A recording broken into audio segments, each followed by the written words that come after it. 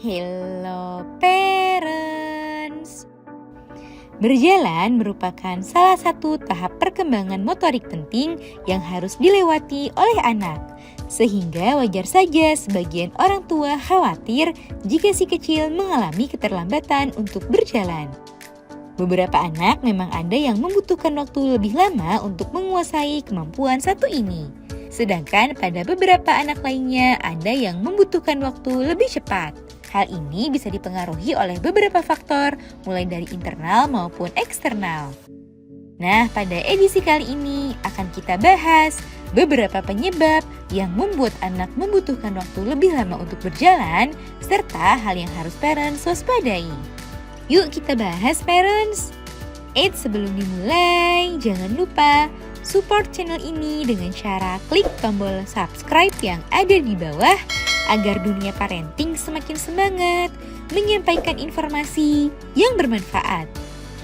Nyalakan juga tombol loncengnya ya, agar tidak ketinggalan pembahasan-pembahasan seputar pengasuhan selanjutnya.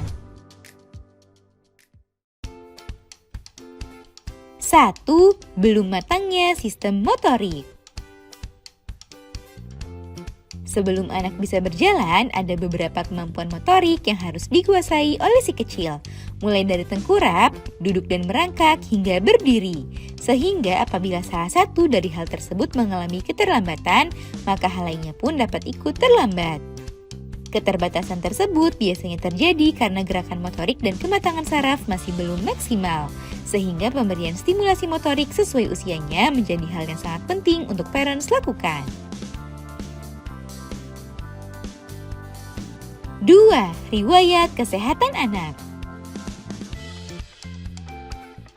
Riwayat kesehatan yang dimiliki anak juga bisa berpengaruh pada perkembangan seorang anak, termasuk kemampuan berjalan. Beberapa riwayat kesehatan yang dimaksud diantaranya kelainan pada otot, mengalami infeksi sejak masa kehamilan, lahir secara prematur, kekurangan asupan nutrisi, serta mengalami kelainan fisik bawaan. Oleh sebab itu, pantau dan periksakanlah kondisi kesehatan anak secara berkala ya parents.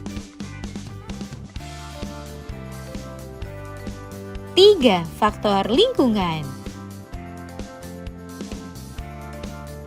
Selain faktor internal dalam diri anak, faktor lingkungan di sekitar anak juga bisa menjadi salah satu penyebab keterlambatan bagi anak untuk berjalan.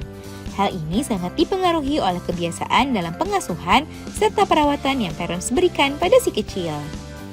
Jika sejak bayi anak tidak pernah diberikan kesempatan untuk bermain di lantai dan selalu saja digendong sampai usianya 1 tahun, maka anak sangat berisiko mengalami keterlambatan untuk berjalan. Selain itu, pemberian asupan nutrisi yang buruk juga bisa meningkatkan resiko anak jadi terlambat berjalan. Kapan orang tua harus waspada? Saat anak sudah berusia 1 tahun, namun ia belum bisa berjalan dengan sempurna, tentu ada sedikit kekhawatiran pada diri orang tua. Namun sebenarnya anak baru mulai berjalan pada rentang usia 12 hingga 17 bulan. Akan tetapi tidak sedikit pula anak-anak yang sudah mulai belajar jalan lebih cepat sebelum rentang usia tersebut. Sehingga jika anak belum bisa berjalan sempurna dalam rentang usia 12-17 bulan, parents tidak perlu khawatir. Namun, parents perlu waspada jika selama rentang usia tersebut, anak belum bisa berdiri sendiri, tidak bisa bangkit dari duduk, tidak bisa menarik benda di sekitarnya, serta tidak bisa berjalan sama sekali ketika anak sudah berusia 18 bulan.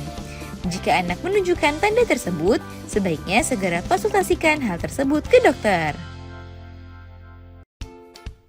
Nah itu dia parents, beberapa penyebab anak terlambat berjalan, serta hal yang harus diwaspadai.